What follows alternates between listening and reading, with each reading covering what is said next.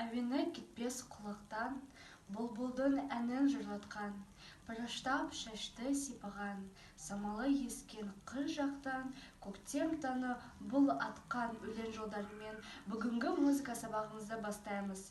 Сәлеметсіңдер ме, балалар? Здравствуйте, ребята! Hello, my dear children! Музыка сабағына қош келдіңіздер. Балалар, есімізге түсірейік. Қандай жыл мезгілдері бар? Иә, дұрыс. Қазір көктем мезгілі. Ал ендеше бүгінгі сабақтың тақырыбы көктем әні.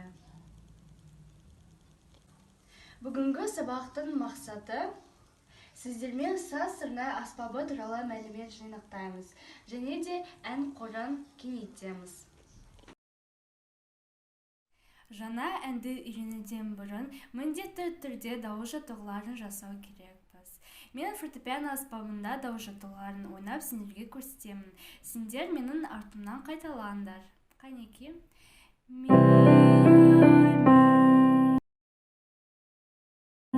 Ал енді бірге.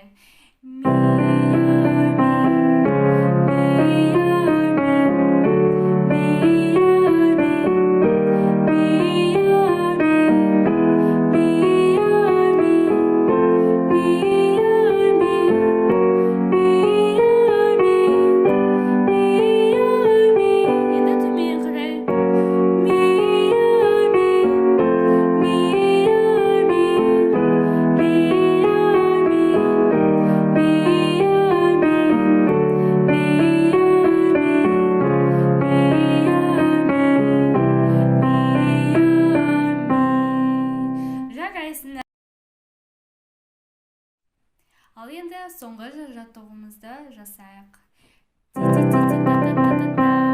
Тез екпінде айтылады. Қанеки бірге.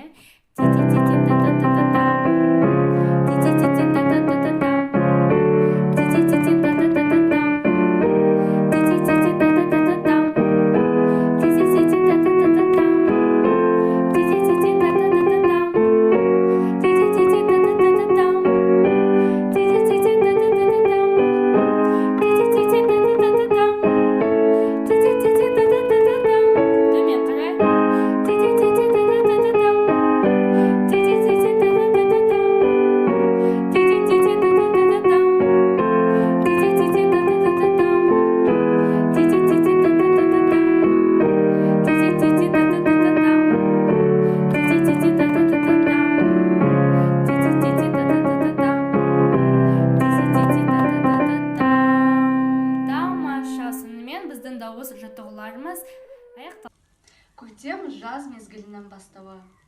Жылы жақтардан әсем құстар қоныстайды. Олар өз әуенімен табиғатты қуанышқа бөлейді. Біздің де көңіл күйіміз көтеріліп, ән шырқағымыз келеді. Бүгін жаңа ән үйренеміз. Әннің аты көктем. Мен сендерге әуенін ойнап айтып көрсетемін. Сендер менің артымнан қайталаңдар. Көктем келеді, құс келеді, ойнаймыз біз саз илеп. Қайтадан. Көктем келеді, құс келеді, ойнаймыз біз саз илеп. Бізді көлге түскенде, балдыр кетке қаз үйрек. Тағы да. Бізді көлге түскенде, балдыр кетке қаз үйрек. Ол әннің бірінші шумағы. Қаймасына көшейік.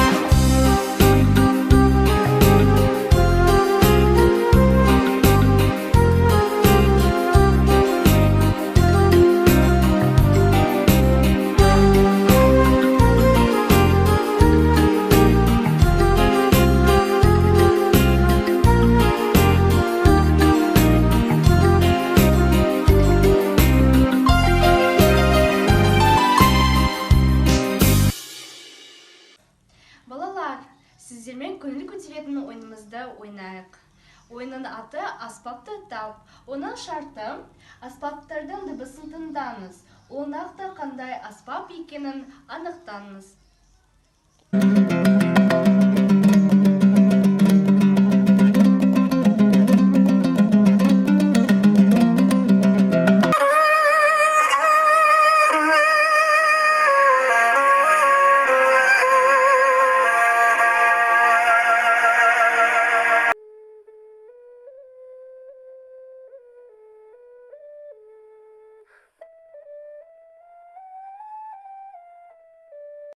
Жарайсың, сенің жауабың дұрыс. Ол домбыра аспабы. Дұрыс, бұл қобыз аспабы. Иә, дұрыс. Бұл саз сырнай аспабы. Саз сырнай ол қазақтың ұлттық аспабы. Ол кішкентай тесіктері бар, сопақша және де саздан жасалған аспап. Саз сырнайдың дауысы жылу және де жұмсақ. Құстар мен желді есімізге түсіреді. Осымен біздің сабағымыз аяқталды. Әнді тағы бір рет қайталап, ата-аналармен жаттаңдар. Сау болыңыздар.